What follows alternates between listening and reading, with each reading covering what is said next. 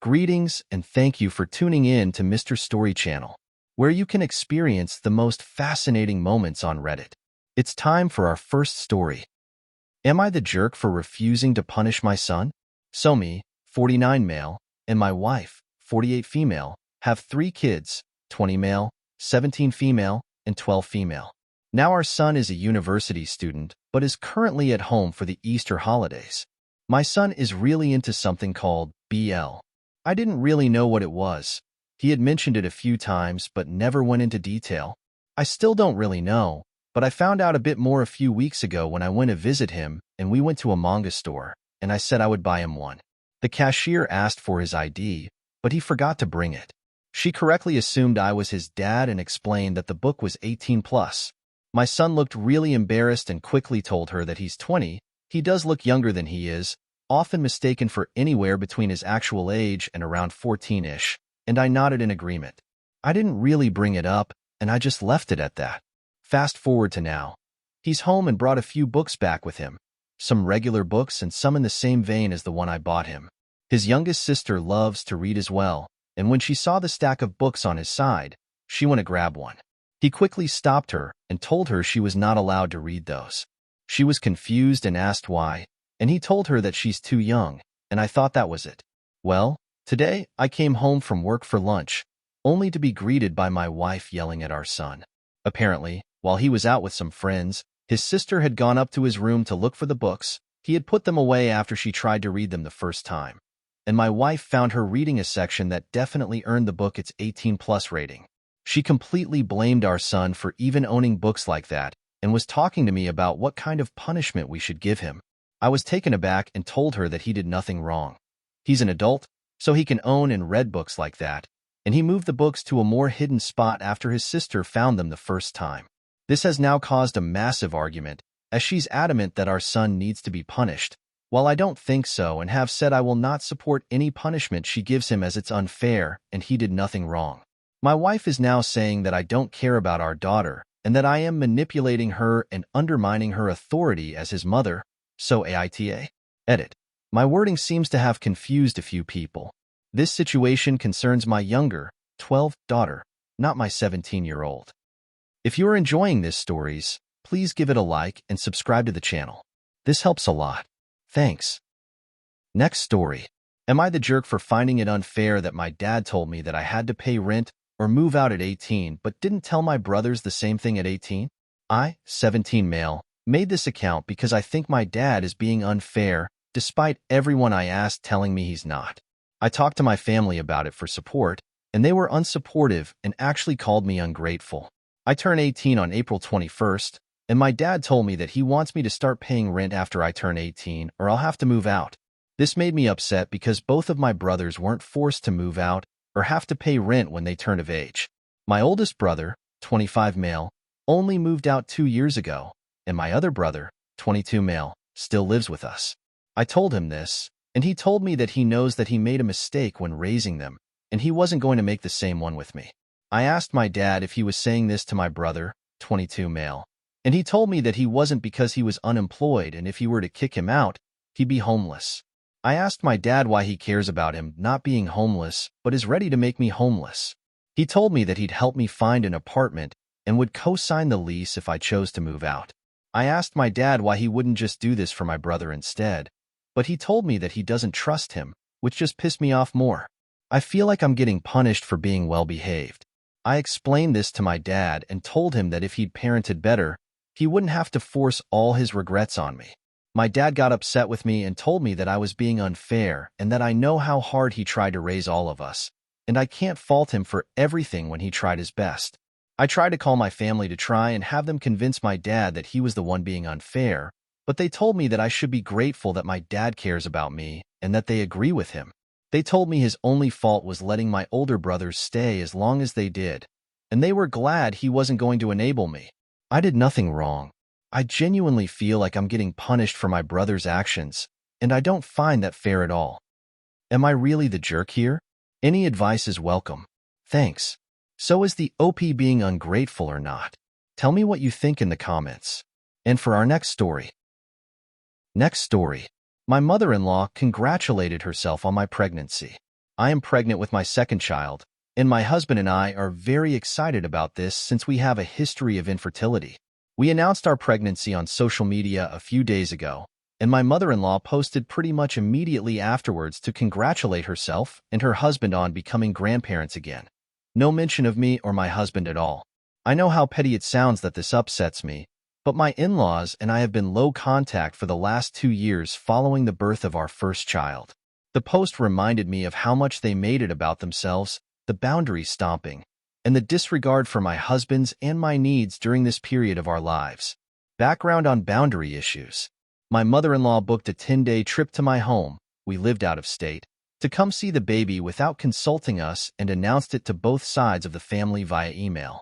My parents had not booked flights yet since baby was breech, and we didn't know how the end of pregnancy would go, so they respectfully waited to get dates from us that would work.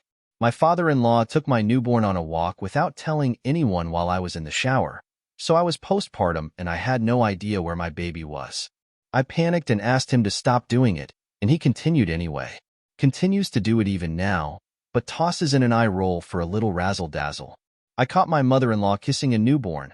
She thought I couldn't see her. On the face after I specifically asked everyone not to. She had active cold sores, which can be very dangerous for newborns. I asked everyone not to kiss him on the face so that she wasn't singled out. I asked them to please hand my baby back if he's fussing so that I could settle him, and my mother-in-law would walk out of the room with him instead. Father-in-law would argue with me and state, "Babies cry," until my husband insisted he hand him back to me. They extended their trip for several days without talking to us. We repeatedly posted on social media when we asked them for a low profile of our baby, while getting the hang of what we wanted his social media presence to be. We let this one go in order to pick out battles until father-in-law posted a picture of our son in just his diaper, which is a huge no for me and my husband. He called us silly for asking him to take it down. There has been a lot of other stuff, but I won't get too exhaustive. This is a reasonable little sampling. It all culminated in an event during which my father-in-law raised his voice to me while I was holding my son. He basically called me an ugly person, difficult to deal with, etc. My husband and I went in no contact with them for several months after that event, while we went to counseling and tried to figure out how best to move forward with them. We decided that, since my husband still wants to keep them in our lives, we would have contact with them. However, my husband promised that we could go to no contact if I'm blatantly disrespected like that again.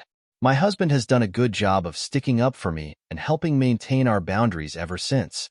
There is, however, some occasional regression when his parents gang up on him and push him. Basically, what I'm asking for is advice because I'm worried that this cycle will repeat with this pregnancy, and I am already so anxious about that possibility. Seeing that social media post reminded me of everything that happened the first time, and there's no way I can go through that again. It was, by far, the most stressful part of becoming a parent. How do I let go of this anxiety so that I can be excited about my baby instead? How should I proceed? Next story. Am I the jerk for not warning my sister enough about her choice of baby name? My, female, 26, grandmother passed away 8 months ago. Her name was Charlotte, but she was known by everyone as Nana Lottie. Her loss has devastated our family beyond words. In honor of Nana Lottie, my sister, female 19, wanted to name her newborn baby girl, 1 week, something that could have the nickname Lottie. She did not like Charlotte, so there has been lots of brainstorming for different names that could still have Lottie as a nickname. In her 3rd trimester, my sister came to me and told me that she had decided on Harlot. This is because it is easy to say, easy to spell, and has the nickname Lottie. I told her this was the bad idea to end all bad ideas and asked if she had Googled the word. She said that she had, but no one would make the connection because it is such an uncommon word in day-to-day life. I recommended choosing something else, but she was firm and got so upset about me not liking the name that she stopped talking to me for about a week. So, I left it alone. Now, baby Harlot was born, and an announcement went up on Facebook. She specifically said, "In honor of Nana Lottie, I am pleased to introduce baby Harlot, nickname Lottie." To say the family lost their minds would be an understatement. People were so upset that Nana Lottie was now being associated with the word harlot, and a lot of the extended family has said that they will not meet this child because they couldn't face the situation.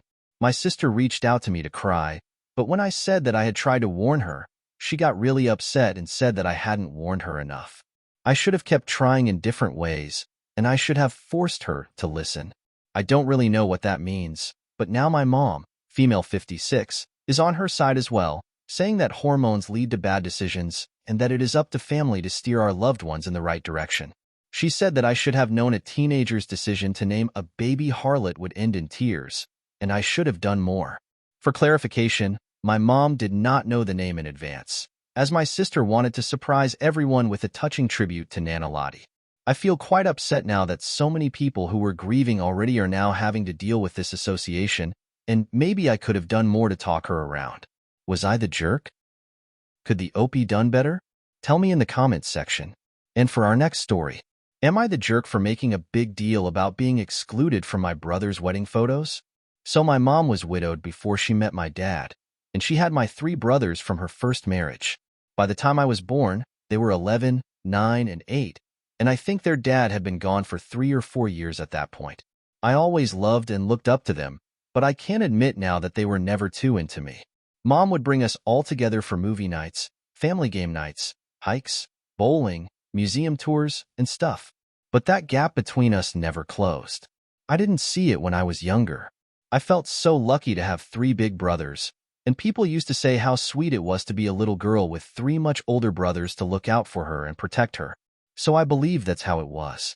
And I would get so caught up in them whenever they visited that I ignored how much they avoided being around me or how cold they were to me. They also don't have a close relationship with my dad, but I knew they had a different one and thought that was pretty typical. But I still thought we were real siblings. My oldest brother got married last year, and the wedding was the experience that opened my eyes. My brother's wife got a few photos taken in different poses and stuff, and my brothers had photos together, and my brother and his wife posed with all the siblings. But all the siblings did not include me. I was not in any of the sibling photos. My mom even came to get me, and I then watched as the photos were taken without me. My mom told my brother I was waiting, but he said I would only be in the bigger group photo at the end. When it came to the immediate family photo, it was just my mom and 3 brothers, my brother's wife, and her parents and siblings. Dad and I were not included in that. My brother did this really sweet dance with his wife's youngest sister, who was 14 or 15, I think. I'm 16 for reference, and that was like a major highlighted thing, but he didn't dance with me at all, and neither did my other brothers. 2 or 3 months after the wedding, it still bothered me, and then we went to my brother's house, and I saw that I wasn't visible in the bigger wedding photo. You would not realize I was there at all. That really upset me, and I told my parents after that I didn't want to go back to the house anymore. I got kind of upset, and the whole wedding and then the photo in his house overwhelmed me, and I started crying. My mom got so angry at my brother, and all 3 of my brothers then told Mom that she was overreacting and was interfering. She told them how upset it made me, and they said I was making a big deal out of something I shouldn't be, because I should know they're not close to me and don't see me as their real sister. They said I was just being an overdramatic baby and making a big deal out of something I should just forget. They were really angry at me. My mom and I are still fighting about it. Am I a crying baby? Next story. Am I the jerk for telling my friend her kid has no manners? A few of my 26 female friends came over to our house for a get-together lunch. A few of them have kids and have brought them. One of my friends, Nora, a 28-year-old female, has a 4-year-old son, Jack, who is notorious for being naughty. Jack doesn't get along with other kids and is a constant source of crying and screaming. Nora brought Jack over. He said he wanted to take a nap, so I showed Nora the guest room and told her to make herself comfortable. Nora came back downstairs after a while, and we hung out. Now, around 40 minutes later, Jack came back down and was smiling like crazy. He had my wife's, Kate, 29 female, wedding ring. Kate is a doctor and doesn't take her ring to work. She leaves it on our nightstand.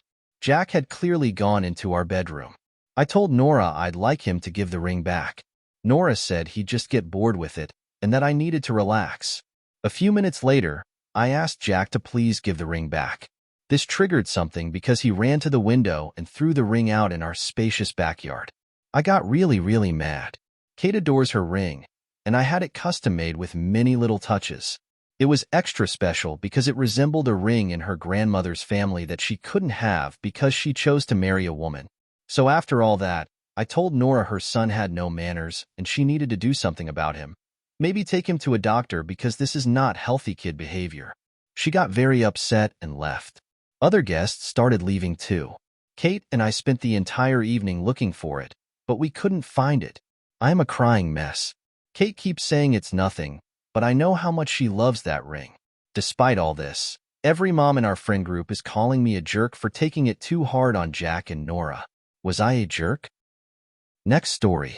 Am I the jerk for, apparently, ruining my cousin's wedding? My cousin, 28 female, and I, 26 female, are very close, practically like sisters. We've shared everything from childhood memories to discussing our love lives. I've always been there for her, offering a shoulder to cry on whenever a guy broke her heart. She is getting married this December. In my country, everyone pays for their own seat at the table. I've been in a committed relationship with my boyfriend for 4 years, and we're eagerly planning our own future together, including getting married after we finish our theses. Despite our close bond, my cousin has never met my boyfriend in person, only through video calls. I've extended invitations for her to visit and meet him numerous times, but due to her busy schedule, she's never been able to make it. Conversely, I've made the effort to travel to her city and meet her boyfriend. We were eagerly anticipating the moment when they would finally meet at her wedding, and we had even discussed it during our last conversation. We had dreams of traveling the world together, making plans, and continuing to be the inseparable duo, now 4, as we've always been. However, my excitement was abruptly shattered when my mom received a call from my aunt, my cousin's mom, delivering unspecified news. They had decided not to invite significant other family members to the wedding due to budget constraints, while still allowing the partners of her friends to attend. This decision felt like a slap in the face, particularly after all the anticipation we had shared about her and her partner finally meeting mine at her wedding. I couldn't shake the feeling that this decision was made to avoid upsetting her friends, some of whom had let her down multiple times in the past, and that they take me for granted. The news left me feeling devastated. It wasn't just about not being invited anymore. It felt like I had lost a piece of my family. All the plans we had made together suddenly evaporated. While my boyfriend wasn't angry, he understandably questioned the value of investing in future vacations with someone who hadn't even invited him to their wedding. Additionally, it hurt even more that my cousin didn't have the courage to tell me herself. Instead, she had her mom relay the message through mine. When I expressed my disappointment, some family members, particularly uncles and aunts, accused me of ruining my cousin's wedding day by speaking up. They argued that it was her day, and she had the right to do as she pleased. However, I couldn't shake the feeling of betrayal. While I understood weddings are expensive, my boyfriend had even offered to pay for his seat, as is customary in our country. So, am I a jerk for speaking up? Edit. I'd like to add that I am particularly hurt because my cousin didn't tell me herself, though we spoke on the phone yesterday morning, and she knew she was not inviting my boyfriend and that my aunt was going to call any day to deliver the news. Yet she didn't say a word about retracting the verbal invitation. I am posting this here because I want to see both sides of the problem before speaking directly to my cousin. I don't want to act out of anger without getting perspective. Anyone have any insight, and what should I do? Thanks. And for our last story, I refused to let my mother-in-law be present while I gave birth. We think she'll try to show up anyway. How can we stop this? 2 years ago, I, 29 female, married my long-term boyfriend, 29 male, whom I've known since high school. I've also known his mother, 63 female, for a long time as a result. My relationship with her runs hot and cold. She has an overbearing personality, and I often get the sense she feels threatened by me in some way. She's a single mom, and while she has 2 other daughters, she seems to regard my husband as her favorite. Her attitude towards mental health is also questionable. I was diagnosed with autism last year and noticed a significant shift in how she was with me. She thinks, there are no mental illnesses, only people with excuses, and that's about her mindset. Sorry to ramble, but I wanted to give context about what she's like to start off with. We don't tend to see her as much now that we're married. My husband made an effort with that because, while he still loves her, his mom's relationship with all 3 of her children is difficult. I am currently 7 months pregnant, and when we announced it to the family, his mom was overjoyed. She made a big fuss about her son becoming a daddy and went nuts buying expensive baby things, items she would keep in her home so her grandchild could visit without talking to us about that first. We felt this was a major overstep and made us uncomfortable, so my husband spoke to her, and she backed off. Recently, though, my husband and I attended a family party that my mother-in-law also went to. During the evening, she took me aside and asked if she could be in the hospital room with me when I gave birth. I definitely didn't want this. I get overwhelmed easily, and birth is going to be stressful enough. I only want my husband there. To reduce any risk of getting so stressed, I just shut down. Throwing my mother-in-law into the mix would absolutely not be a good idea. I politely explained that I planned on only having my husband with me and explained my reasoning. My mother-in-law told me it would be a momentous occasion for her, and she emphasized how much she wanted to be there. I took a deep breath and explained again that I did not want anyone there but my husband.